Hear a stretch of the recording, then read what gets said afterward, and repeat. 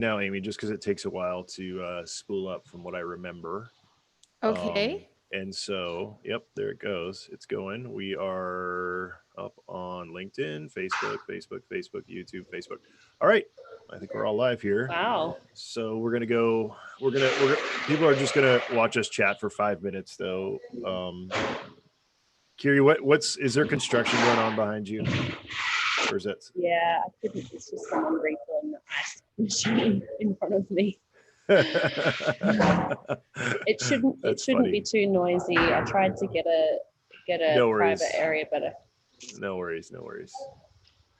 All right. So, what part of Australia are you from? Well, we'll get into that in the podcast, but I'm just curious. I'm from Western Australia, so Okay. near Perth.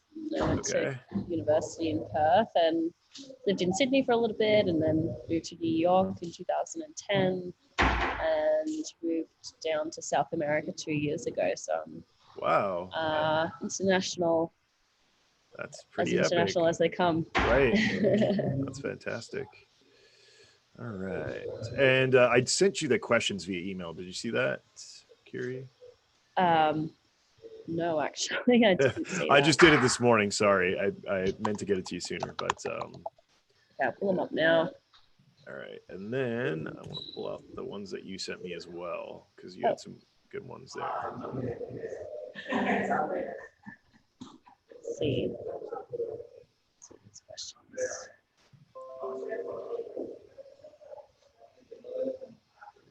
No, I didn't get them. Weird. All right, I'll send it to you in the Zoom chat. The link to that. 1 second here. All right.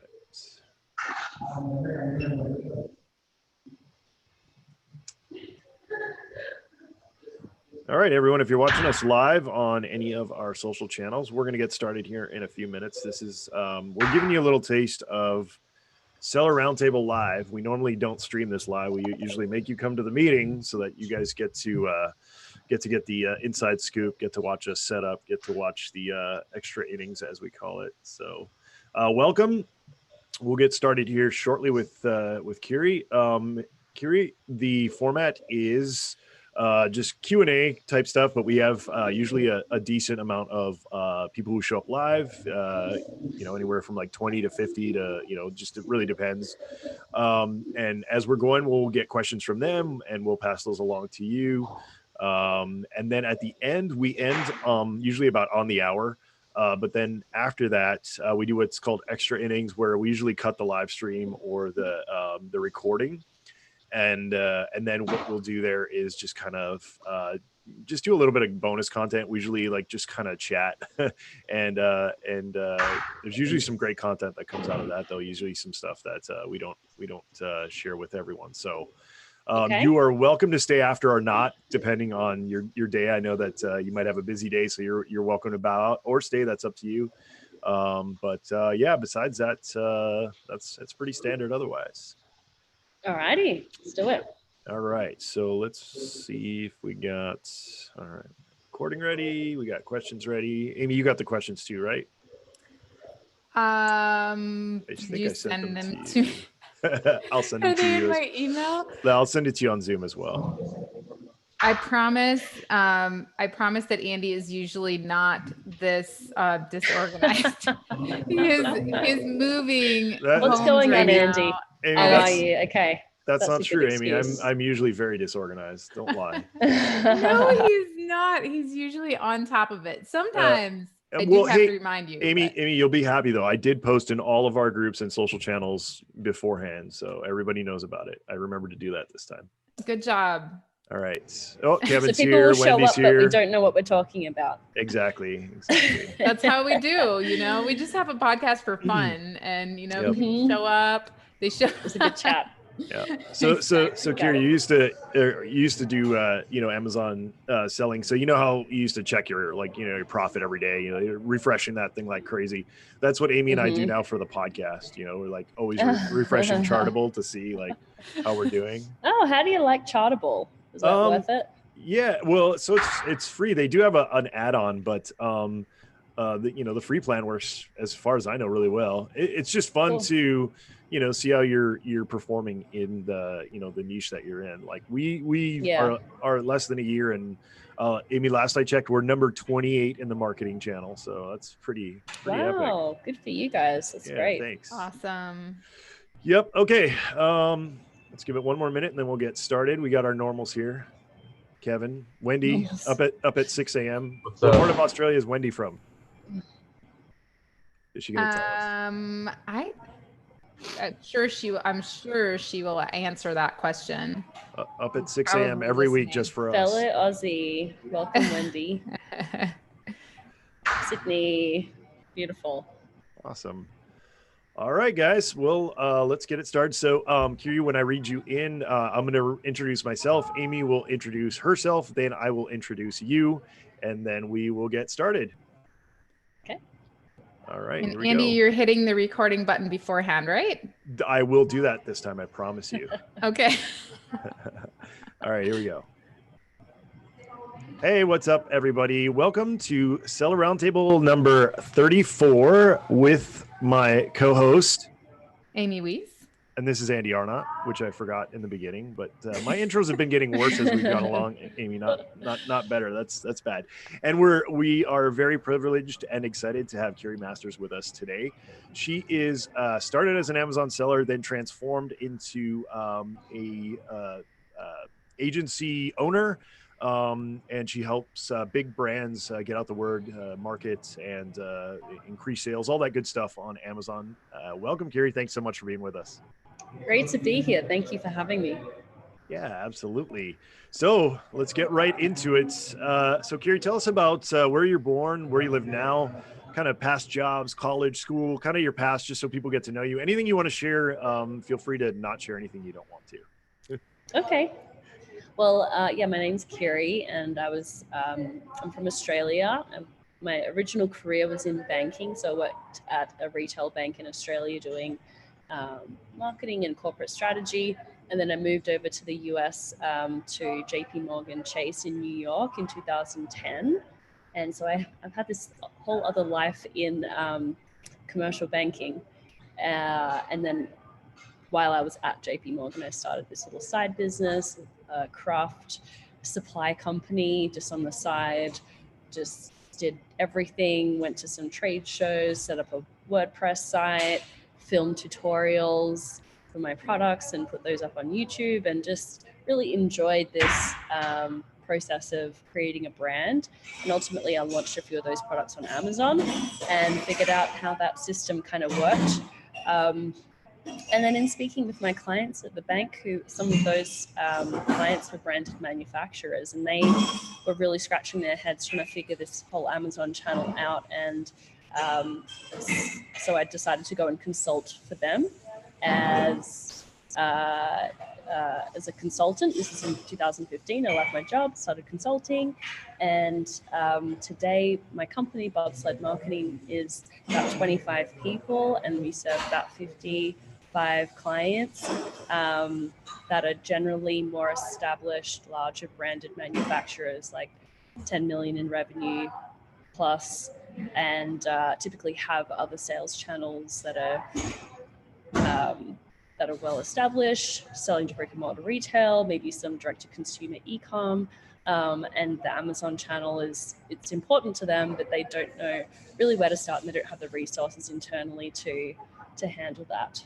So that's been about 5 years operating that agency, and over time have continued to get feedback from clients who leave and some prospects that they wanted to actually not just always outsource this function, especially those that saw it as a very critical sales channel, but they wanted to bring their Amazon capability in-house and have their e-commerce team handle it, or their retail director handle it, or something like that.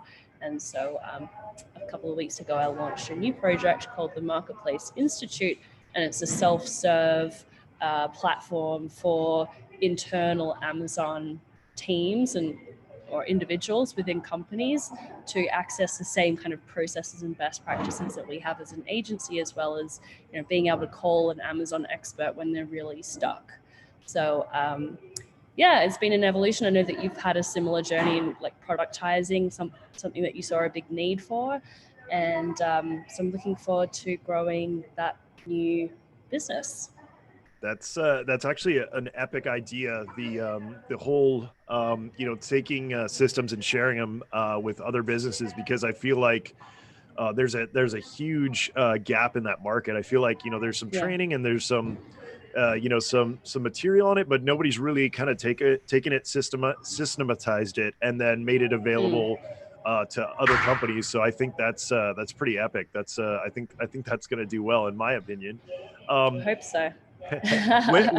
when did you first learn about Amazon and kind of the opportunity there? Oh, I'm a huge podcast junkie. I love podcasts, and I have been a big listener of one in particular called E-commerce Fuel. Do you know that one? Hosted I've by heard of Andrew it. Udarian. Mm-hmm. Been around for ages, and I've listened to that right back, 6 years ago, 7 years ago, whenever he started.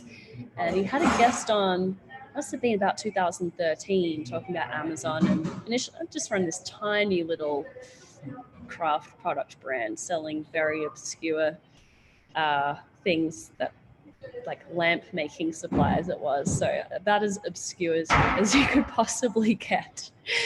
And I used to shop on Amazon, but when I first heard about, you could sell on Amazon too, I was like, that's ridiculous. No one's going to buy my lamp making supplies on Amazon. But I decided to give it a try, and I was quite surprised what the volume was. Cool. Yeah. So for you guys hearing some sound in the background, we apologize for that.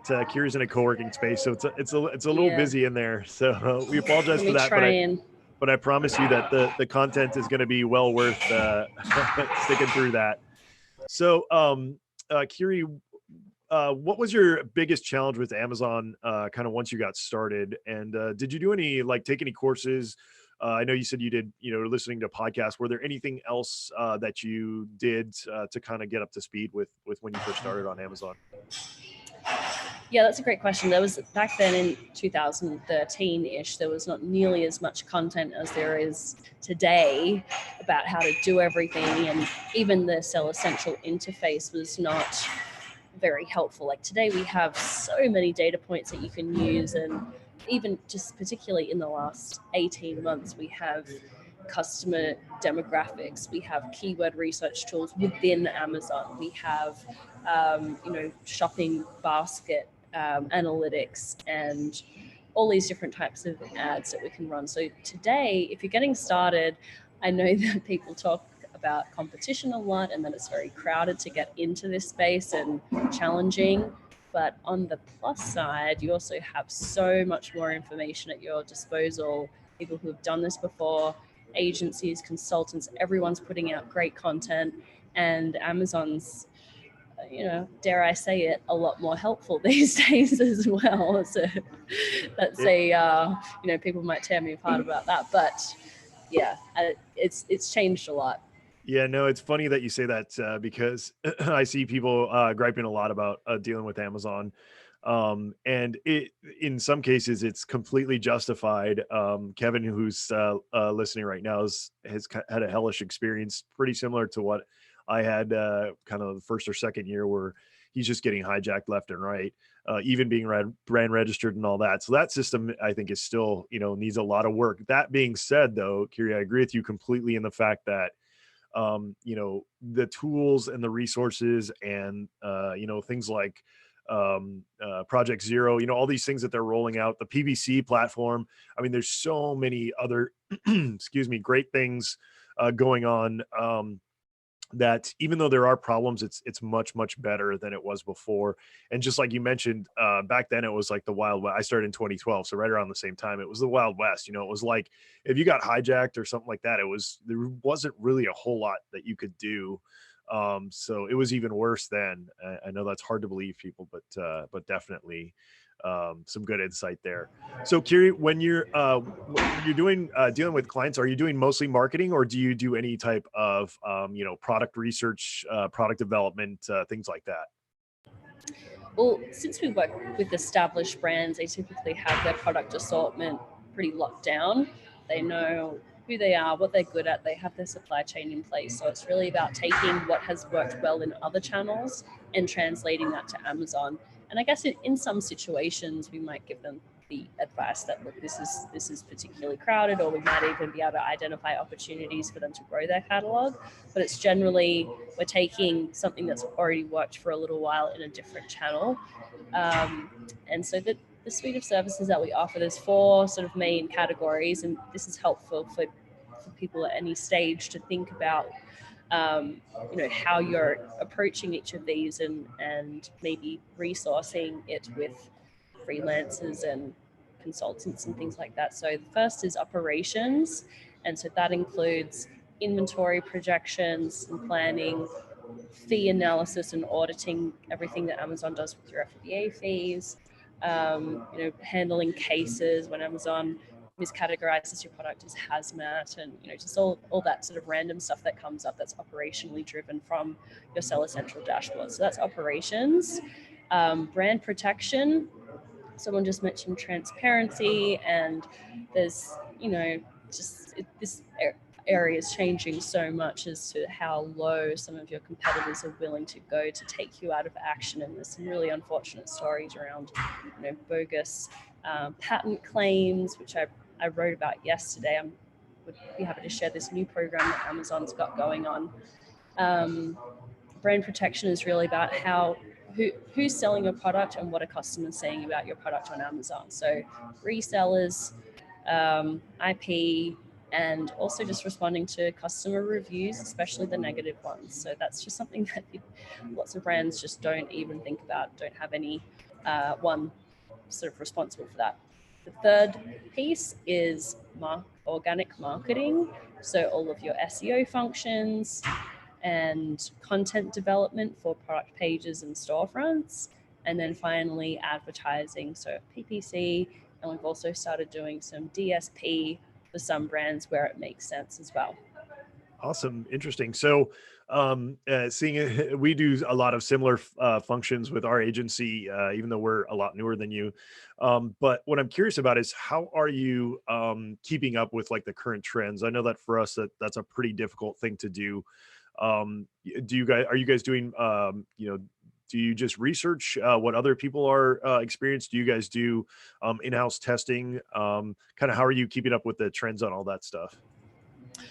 Yeah, so we have about 55 clients, so we generally get a sense of new programs and new features that Amazon's testing out across, they generally run some small tests first, and so we compare notes about what's going on in various accounts and in various categories and how that matches up elsewhere.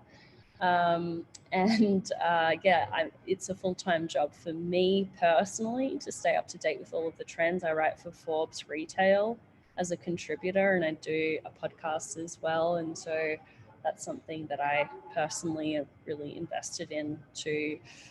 I mean, it's a full-time job, seriously. You guys understand that as well. There's something new every day. There's a new program, there's a rule change, there's an algorithm tweak, there is something going on now, like the government's getting involved with how Amazon's running their business. So there is no shortage of things to think about and talk about, and give your best advice to brands who are struggling to make sense of, how should I respond to this change? Yeah, absolutely. And I've read a bunch of your articles. They're fantastic. If you guys haven't, go back and dig some up. And I usually post them a lot, like on LinkedIn and some of my other stuff. But definitely, thank you. Appreciate that. Kiri's got some of the best articles I've read, and I'm usually nodding my head as I read them.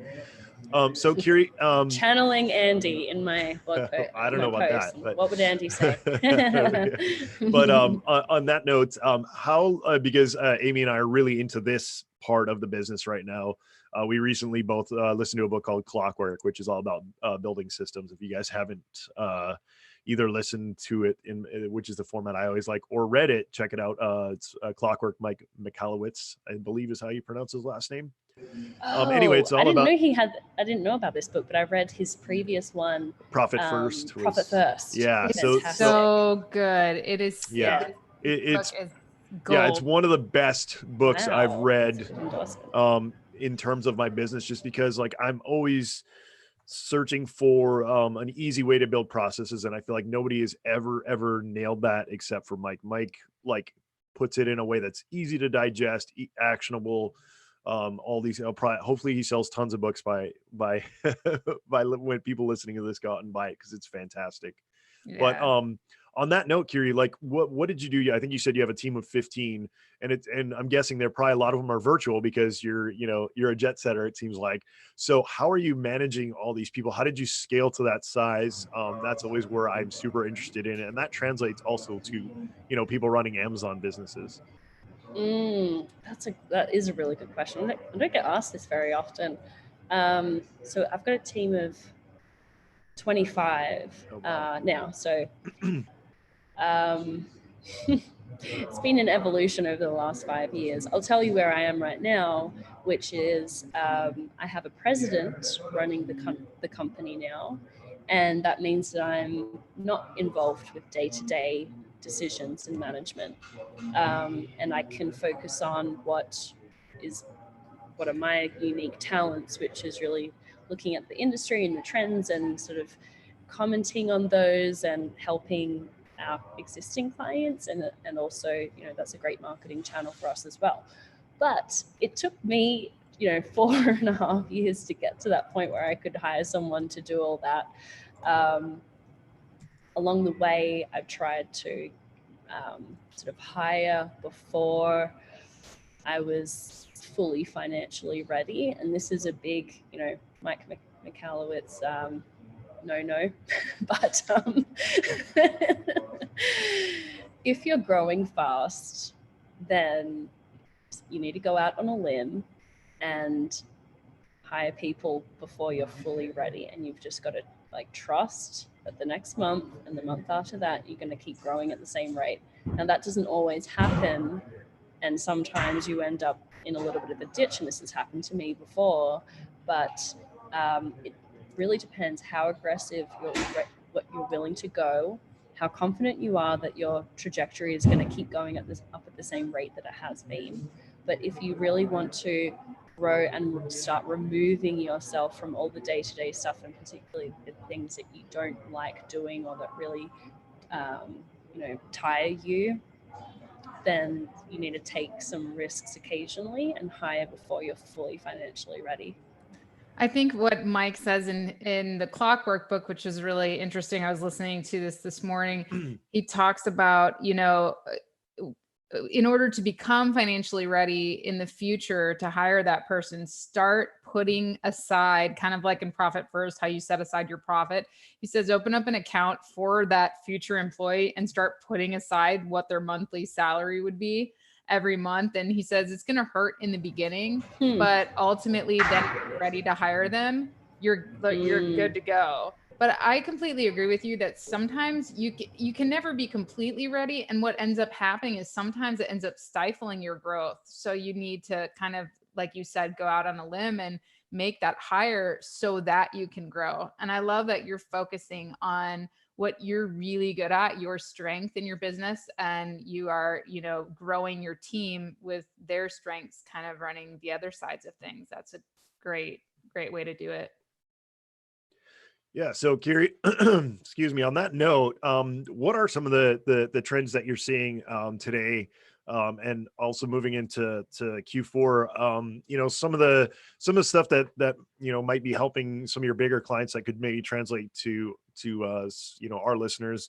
Even though we do have the gambit, we have people just starting all the way up to probably I went to a Neil Patel event in LA, and I met some people who work for larger companies that had listened to us before, which I thought was pretty awesome. But any tips that you can give us marketing wise that will translate across the board? Something that might not be super front and center that you hear from other Amazon experts? Yeah, actually, so like we just talked about, not doing all the day-to-day frees me up to do some cool content marketing stuff. And I just want to show you, may not be relevant to everyone listening, but I did just launch this book, Amazon for CMOs, last week. And in that book with my co-author, we interviewed about 15 CMOs of some smaller companies, but bigger companies like Mondelez, Samsonite, Mitsubishi. And we talked with them about how they were approaching Amazon. And one thing that I took away from one of my conversations with the CMO was about investing in innovation. And if we think about innovation, we're thinking about like coding something or brand new product or something like that. But innovation is a lot of things. It's new markets, it's new processes, it is new programs and different ad types, like the new sponsored display ad types. And he even offered a rule of thumb that he uses and he's used in his career as a marketing executive, which is allocate 10% of your budget, your marketing budget, to innovation. And so I think to distill that down into like an actionable thing for a smaller brand is look at something like sponsored display. There's lots of experts who are saying, who have different opinions on it. It's a waste of money and Amazon, it's half baked. And then others are looking at it as a way to open up the top of your funnel. So, why not look at that program and maybe a couple of other programs and put that into your 10% innovation bucket? And not everything's going to work out, and you'll be too early on some things, and some things will just never work for you. But I thought that was a really good takeaway that a company of any size can really think about. Yeah, Kiri, I think that's a great point. I think that so many businesses, especially Amazon businesses, are just locked into like the cut and dry PPC. Like, excuse me, there's so many clients. When we open up their ad account, they're not even running any product display ads, which I'm like, oh my God, there's such a big opportunity there. I mean, we've been seeing ACOS like sub 10% on so many different products, especially when you dial it in. There's a huge opportunity there. We've also been, preaching for a long time about general like Google ad search. Very few sellers are using just the inline text ads for Google ads. Right. Excuse me. Right.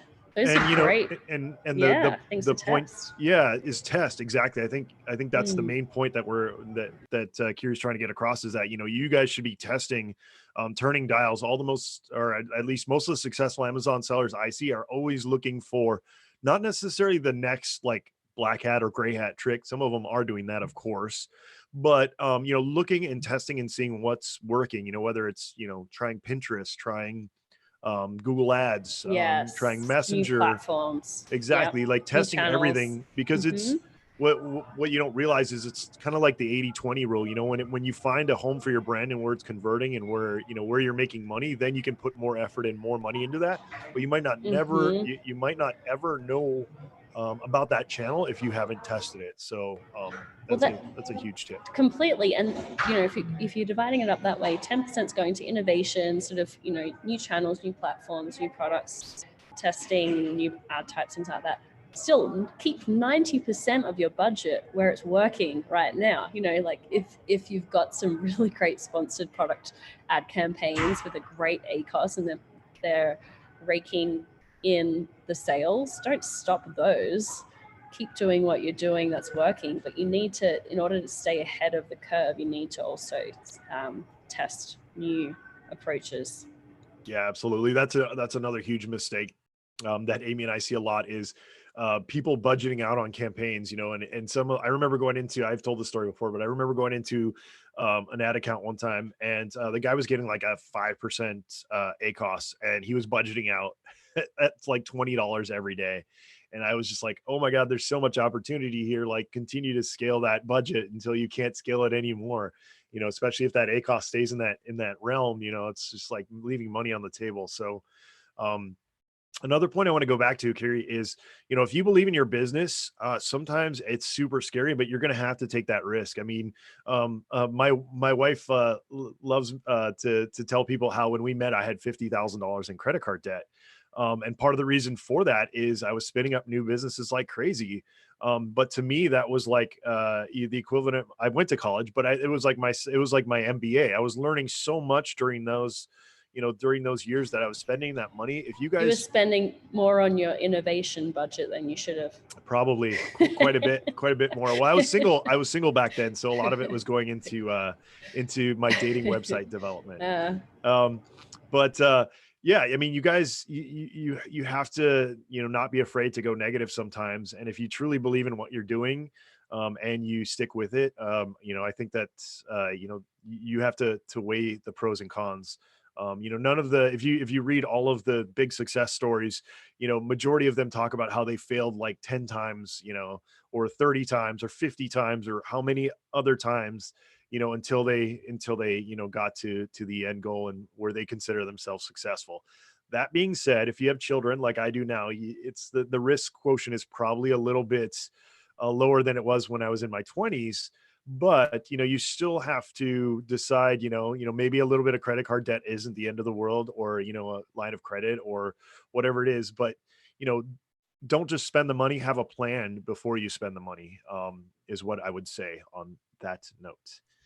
And So, I Kiri, think it's also really important to note that, a lot of newer Amazon sellers, they don't have the margin because they maybe just have one product and they probably overpaid for it. So a lot of them, what I'm seeing with clients is they have such narrow margin that they're not actually able to then turn that inventory over and have enough money left over to even invest in advertising or growing their brand or finding that niche audience that would really be responsive to their brand. And, they're kind of putting that one product out there and going, oh my gosh, I'm out of money. What do I do now? And then they're going into debt and going further and further into it. So, definitely it's really great to think about the future and come up with that plan to begin with. Hey, what does this brand look like, and what kind of margins do we need to grow, and what kind of products will we carry, versus just kind of picking a product and throwing spaghetti at the wall to see if it sticks and not really paying attention to the margins that you need for growth. Do you see that at all, Kiri? Yeah, for sure. And there's different sensitivities to margins across different categories and for different companies. And so if you're also a really well-established company, you might be bringing out a new brand or a new batch of products. You might be prepared to take a hit on that initially to establish yourself in that new category or with that new brand. So it's, that there's no point talking about like what your target profit margin should be. It's going to be different for every brand, but and every product launch. And if you're an individual or a startup, then you've really got to balance the fine line between being profitable so you can stay in business and keep investing in your products and brand and expansion, and then also trying to be competitive enough to sell some volume. So it is really difficult. I would, it's something you need to think about a lot, what your approach is going to be. Exactly. Yeah. Absolutely. So, Kiri, what websites, tools, it sounds like you might have built some internal tools. Kind of what do you feel is essential, in your day-to-day when your team is managing, the 55 Amazon accounts that they manage? Yeah, so we actually don't, with some very small little projects with macros and Google Data Studio, we actually haven't built any of our own software. And my other people will have a different perspective, but my personal viewpoint is let's stick to our knitting and what we're good at, which is the human service aspect, and we'll use best of breed third-party software tools. And I think at a certain point it makes sense. If you're a big agency and you've got that expertise on hand, then why not give that a try? And obviously you've done very well with that. But I think you can spend a lot of time trying to recreate something that already exists in the market that works really well, and you can just pay, $50, $500, $5,000 a month for, because there are some really great tools out there with like Takeometrics, for example, popular PPC and profitability software. They have a team of like 10 data scientists with engineering degrees from Harvard, you know? So how, and yeah, so there's no shortage of great tools, and more come out. So I would say what would be critical for you to look at to automate some mundane processes and things that machines frankly just can do better than humans is obviously keyword research. That's just a no-brainer to give to a machine. PPC automation as well, that's absolutely huge. I don't think that you can automate everything. You really need someone with a good eye and a good sense of how to analyze things, getting in there periodically and checking things out and intervening where necessary. But there's great tools out there that can automate a lot of really mundane tasks that are not necessary for a human to do. Yeah, absolutely. Yeah, you make some great points there. So when you started your Amazon business, and then as you went into the consulting businesses, did you have any like personal challenges that you really had to push through on your way, growing the business? Because I know that a lot of entrepreneurs have a lot of hard times. A lot of entrepreneurs are introverts, especially the kind of geeky kind like myself. um, but did you any personal challenges, anything that you kind of had to push through and kind of persevere on your way to where you felt like I've made it type thing? Two come to mind. One, back to the point about hiring before you're ready. When I had to really promote my current president, Julie, to a higher position when I was pregnant and expecting my first child. And so that was a real catalyst of, okay, totally not ready for any of this. And, don't feel like the business is ready, but I really, I want to take time off for maternity leave, and I need someone to step up and do this job for me.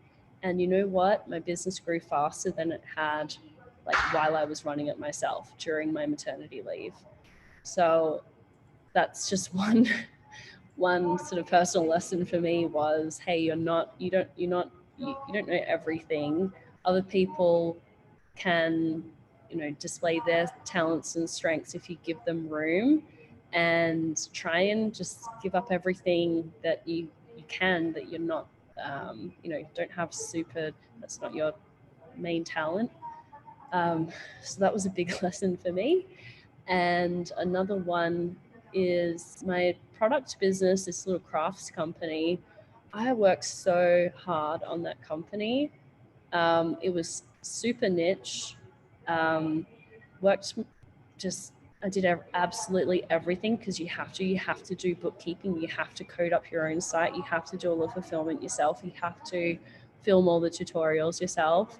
And that was really difficult, and it took me years and years to get traction before Amazon, especially.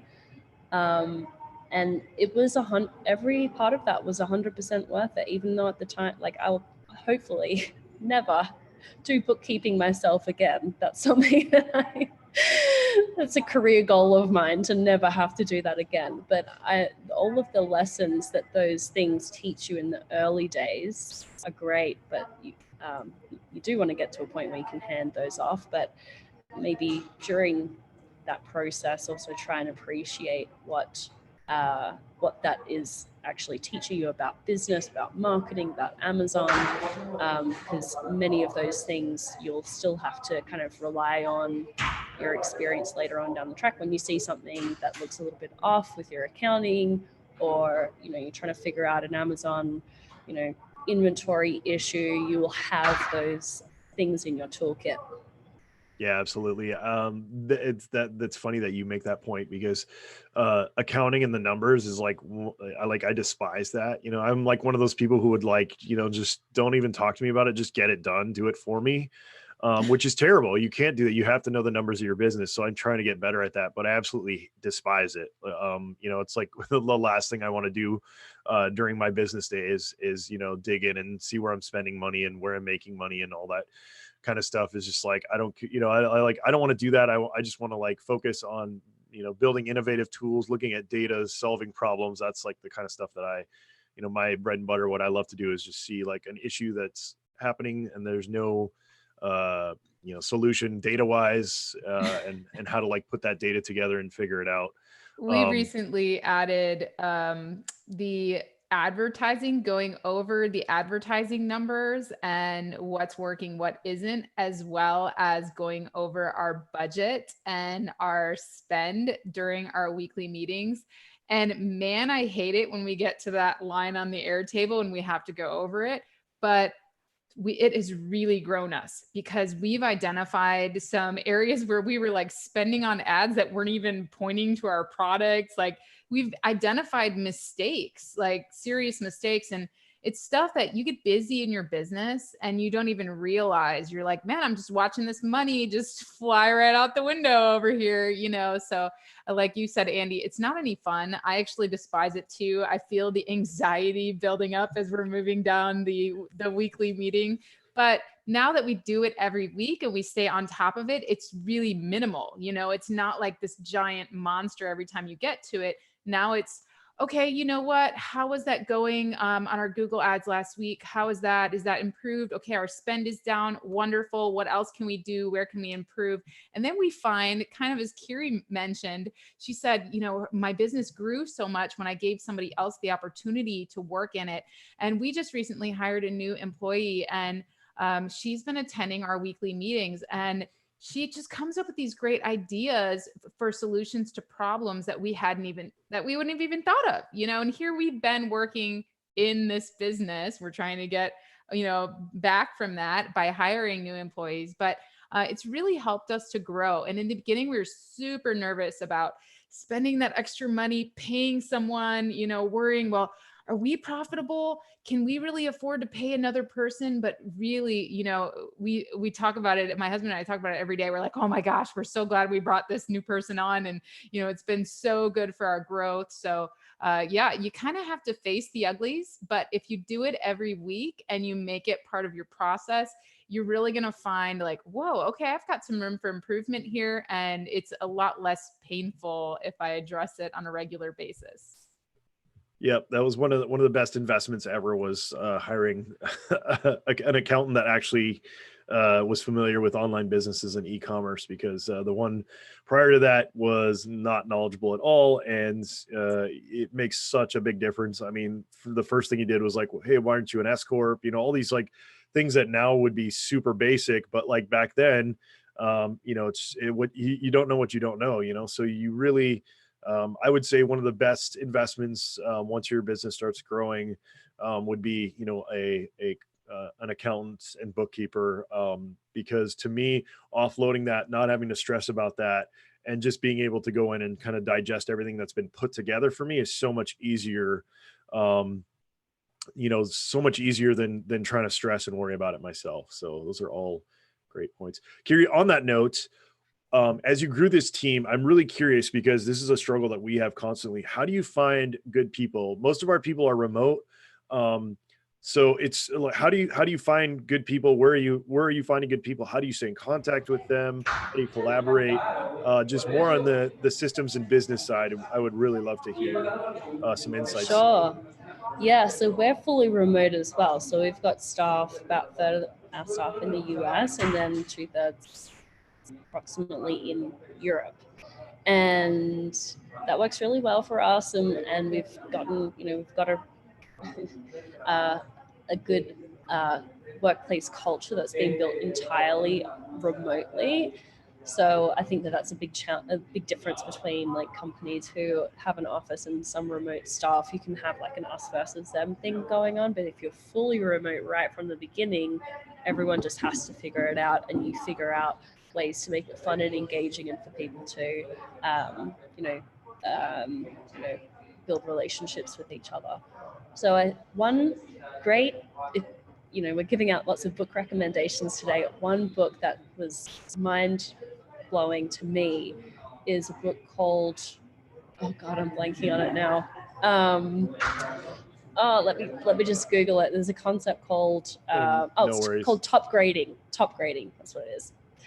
Top grading is this concept essentially that like you've got A players, B players, C players, D players, And we've all worked with A players in past companies or within our own companies, and like, oh, if I could just like clone that person, they would, everything would change.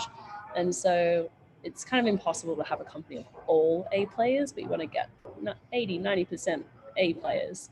So this book really talks about, this is a book of systems about how to find, where to find them, and in excruciating detail how to interview them and ensure that you're actually following up with their references in the correct way as well. And it is, I mean, if you love processes, you'll love this book. It's very, very detailed about what you need to do. So we didn't do absolutely everything in that book because it's very, very extensive, but we took a lot of the best practices from that book. And so we have a very, very thorough interview process, check on the references in a very specific way. And over time, it's gotten easier and easier because we've invested in our culture a lot. We invest in the team a lot. Everyone's remote, but we have an annual company retreat where in July, everyone who'd been with the company for more than 6 months came out to Medellin, Colombia for 4 days. And we had the most incredible time. And it was a huge amount of effort, to be fair. Like, I spent 6 months working on that event. But at the end, people said to me, this has been one of the highlights of my life, coming to this retreat and we had some great activities and just had a great time. So it gets easier because then people are referring other people into your company. But when you're very small, it's a lot easier these days with a number of remote job boards that exist, and lots of people want to work remote, and that is a huge benefit to offer people. A lot of people want to have a flexible schedule. Hey, someone's doing their job. I don't care what time they're working. And if that's your viewpoint as well, I think you'll find a lot of people who are looking for that type of work situation. So it sounds like accountability wise, because that's another issue that we run into, is it sounds like you're doing more of a goal-based or performance-based kind of overview of the employees rather than like time tracking or anything like that. We still do time tracking for everyone that's customer facing, because we want to know, like, sometimes you see weird stuff happening, like someone's spending way too much time on an account or not enough time. And so with it, we're able to spot potential issues there as well. So we certainly do track time, and that's essential also for understanding, are we on track with our profitability metrics as well. So we still track time, but we've got people in like 6 different time zones. So, what time you start working in the day doesn't really matter. And if you have to skip out to go to your kids' school recital for an hour, but then you work an hour late, then that's fine as well. Right. So we still track time, but that is, sometimes people don't need to work a full 40-hour week if they get everything done. That's actually just a new data point to show us, hey, we've got extra capacity in the company, and we can afford to take on a couple more clients. Fantastic. Yeah, great point. All right, Amy, I think I've asked everything I want to. Anything that you wanted to follow up with with Kiri? No, I think we've covered it. She's done a really great job of growing her company and providing great information. And I love that she's already been through a lot of the pain points that a lot of our listeners struggle with and are going through. So I think, we want to thank you, Kiri, because you've really given people some insight on some things that they should be looking toward if they're wanting to grow their businesses. Oh, thank you so much. Yeah, pleasure to share. All right, guys, if you have any questions, if you're in the Zoom meeting, go ahead and drop them, please, in the comments, and we'll pass them on to Kiri. And if you guys are watching us live on Facebook or YouTube or LinkedIn or anything like that, we do this every week live, 1 p.m. on 1 p.m. Pacific time on Tuesdays. We're just streaming this live just as kind of a little test, as a little teaser, just to show you guys what it's like to join us live. What's cool about this is, we get the audience interaction where you guys get to ask questions while we're talking with Kiri. So if you have anything that's specific to your business that you need help with, Amy and I are here along with, Kiri, who has a lot of experience in the marketing realm on Amazon with working with some big clients and things like that. So if you guys have any questions, please drop it in the chat. If you guys want to join us live moving forward, like I said, we're just doing this kind of as a test, but moving forward, we're going to go back to our normal meeting format. If you want to join us for the live recording, it's sellerseo.com/SRT is the short URL to get to the sign up page, and then you can join us here live. And we also, of course, publish this on the podcast on the major platforms. If you subscribe there, you'll get to hear this. Just know that there is quite a delay, between when we record and when it goes live on the podcast. So that being said, it does not look like we have any more any questions. So Kiri, on that note, let us know what you're up to. I know you mentioned your book. I know you've done some books in the past. You write a ton of articles. Your bobsled, mention anything you want to. Let people know where they can find you, where they can read all the great information that you're putting out, all that fun stuff. Thanks. So I write for Forbes Retail, probably one article a week on average, so you can find me there. You can also connect with me on LinkedIn, and make sure you put in the note that you found me on this show, and then I'll definitely accept your request. And I think the most valuable thing that I've got out in the world right now for new sellers and smaller sellers getting their foothold is the Marketplace Institute, which is access to our tools and best practices and SOPs and everything that we have used as an agency over the last five years, as well as what we call the Amazon helpline, which is where you can call one of our Amazon experts in PPC or vendor central operations or seller central operations or marketing, and actually just get a expert advice on something very specific if you've got a question there.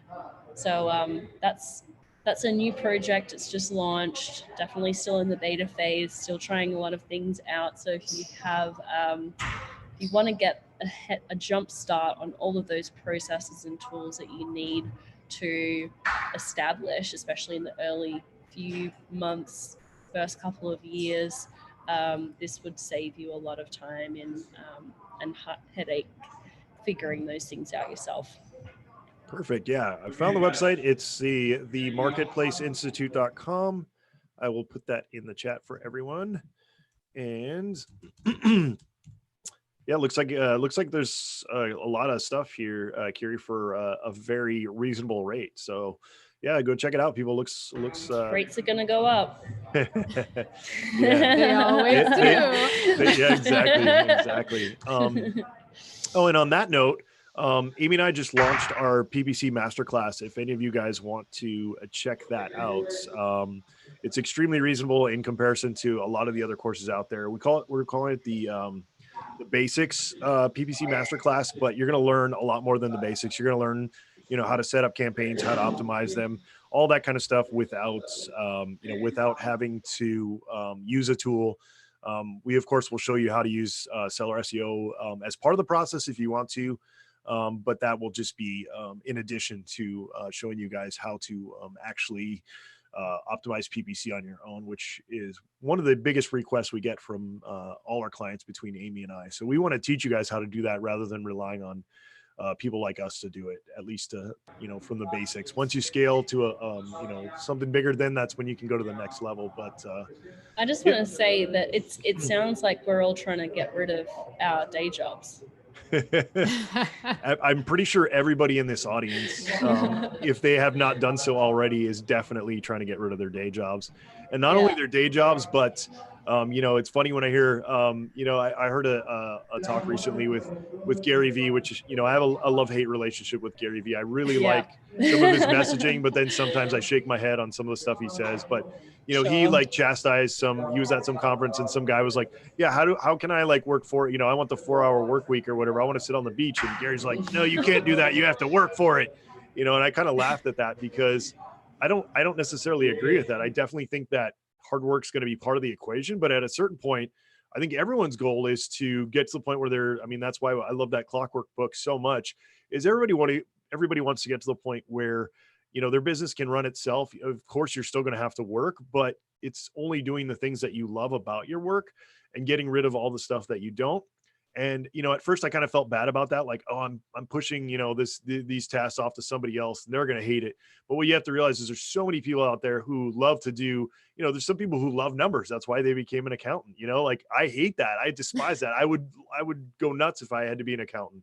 But that being said, some people love it. So you just have to find the people that love to do what you don't like to do, grow your business, systematize it, and then step out and sit on the beach as much as you want while, doing the things you love to grow the business.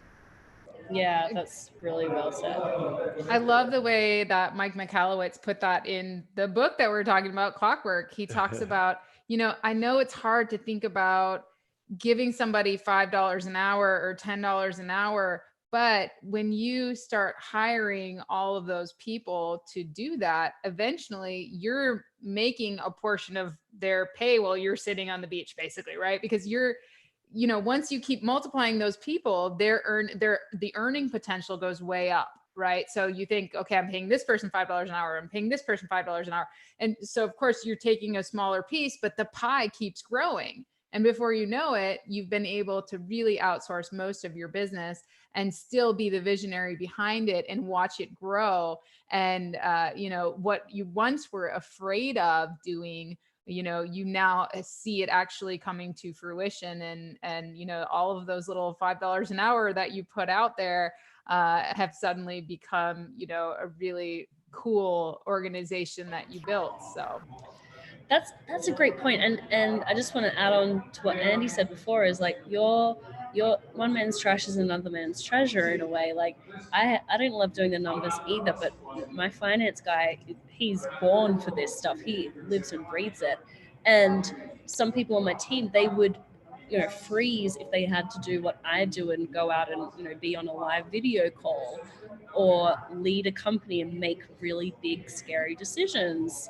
So, just the fact that you created this thing and that you're providing that leadership and the vision and direction of the company, that's something that a lot of people can't do, and they wouldn't ever want to do. They want to have a job and be given direction and have consistency in their lives. And everyone listening to this call, I would go out on a limb and say you're not like that. And I think this whole sitting on a beach thing is overrated as well. I think that anyone listening to this call, if you actually made it there, would get bored within a week and you need to get back to work. So Wendy did have a question. Wendy says, where do you find your outsourced personnel?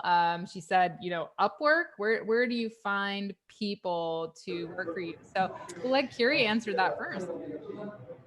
Yeah, so there's a few different ones I've used over the years, and I'm not so much involved with the recruiting myself, but I'll call out a few that I'm familiar with. One is Dynamite Jobs, and that's pretty new. That's like a year old. That's all remote job placements as well. Upwork for some I have used with varying success. I've made some great hires there and some not so great. LinkedIn. Oh my God, I love LinkedIn, and I will stalk people and look for, like, if I'm looking for someone in a particular geography or someone with a specific previous role or current skills, I will just go into the filters and filter and send them a connection request and just say, hey, I saw that you have these skills. I'm looking to fill this role. Here's a link to a job description. Then, it's up to them. It doesn't, you need to reach out to a few people that way. That can be very effective, because then, like, part of the concept in this top grading book is that A players are usually not looking for jobs. They get poached. And so just going back to that idea, like, you need to find, if you're looking for someone at the top of their game, they are probably not looking for you. You need to go out and find them. So I do love a bit of LinkedIn stalking. And another one that I used a little while ago, I haven't used it in a while, it's called Hire My Mum, which is a great name for a recruiting site, but that's mostly US based. Not all women, but particularly if you're looking for someone just part-time, flexible hours, like that's a really great place full of really eager and qualified people. So yes, hiremymom.com is another great. Yeah, it's great. That about, you know, you don't really want to necessarily you know, and of course I keep pointing to this book because I listened to a lot of it today, but and it happened to be on that chapter where we're talking about like how do you make great hires. And I know what some people get frustrated about is they'll post a job, right? They'll post a job and they'll get a million resumes from everyone who's just looking for a job. And then they get really frustrated because they're like, oh man, you know, the person, they'll call them in for interviews or give them a call for an interview and they'll be like, oh, what job was this for again? And it's totally not a good fit and you get frustrated. And, you know, so if you go out, like Kiri was saying, and you actually look for the right fit. So break down, you know, if you're looking for somebody to answer calls, look for a great communicator. You know, when you're just look at somebody and go, okay, wow, like this person is a really great communicator. And or put your job post out there, a really long job post, you know, and have them do something, you know, talking about your company's culture and how you're looking for a really great communicator. Have them do something at the end of that post that says, hey, you know, if you're interested, comment on this or whatever, you know, and put that out there, Facebook ad or whatever. And then you're going to screen out all the people that are just looking for a job, because the people that are that's the a right great fit, tip. they're going to take the time to actually read it and kind of come after it, you know, because they're going to really resonate with, oh, wow, they're looking for a great communicator. And I love to talk to people. I love to answer phones. You know, I love to do that. You're going to find the right person instead of just saying, we're looking for someone to answer phones 8 hours a day. You know, like you're going to get all these resumes of just, you know, people who are miserable. The other thing that I found more recently is really, you know, in your community, in the community that you're already in, you're going to find people like listeners of this podcast, you know, things like that, that are looking, that wouldn't mind, you know, learning at the same time and being a part of another organization. So I found some really great freelancers to come work for Amazing at Home, as well as my company, just in my local community. You know, the lady that does my product photography now, I met her at the gym, and I learned she, you know, loved to do graphic design, and we started talking, and she was a stay-at-home mom. So I was able to poach her and grow her, and she has done a wonderful job, and she's just really grown her own business now, and I've been a part of that, which is really cool. So don't be afraid to look in your local community too, and just kind of try to see what people's great traits are, and you know, say, hey, I would love to know more about you liking to do photography or something like that, right? And you'll probably find really great people that way. Yeah, Kiri, a lot of the ones you mentioned are great. I haven't tried Hire My Mom yet. I definitely want to get onto that, because I know that there's a lot of moms, like you said, like on maternity leave or wanting to be home with the kids, who have this like epic, you know, fantastic background, you know, working for some big corporate company where you can, you know, they want the flexibility, so they're willing to work for less than they would normally get paid, and they're also stoked about helping, you know, probably another family business, things like that. Definitely want to check that out. Dynamite Jobs is a new one. I've never heard of that.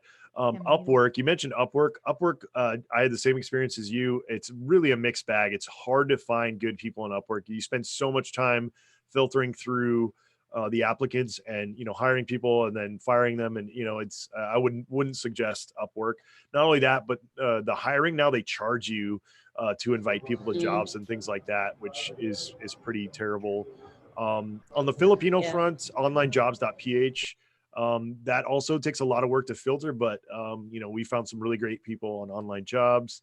But I agree with Kiri 100%. Is the few tasks that I've put out, I haven't hired anybody full-time from LinkedIn, but I've went like, hey, I need some writing done, or hey, I need some graphics done, or whatever, and I throw that out on LinkedIn. I've by far got the best quality people from LinkedIn. And I think that LinkedIn in general is a super underutilized resource. It's where I first kind of heard about Kiri and saw some of her content. So if you guys aren't on LinkedIn yet, especially if you're in the business to business realm, then it's invaluable, and absolutely you want to get on there sooner rather than later. Love it. Add me. Yeah. We're already friends, Kiri, but everybody else who's listening to this can add Kiri, and me too. Dang it, while we're at it, and Amy too. Even though I don't think Amy's on LinkedIn that much. I am Missing out, Amy.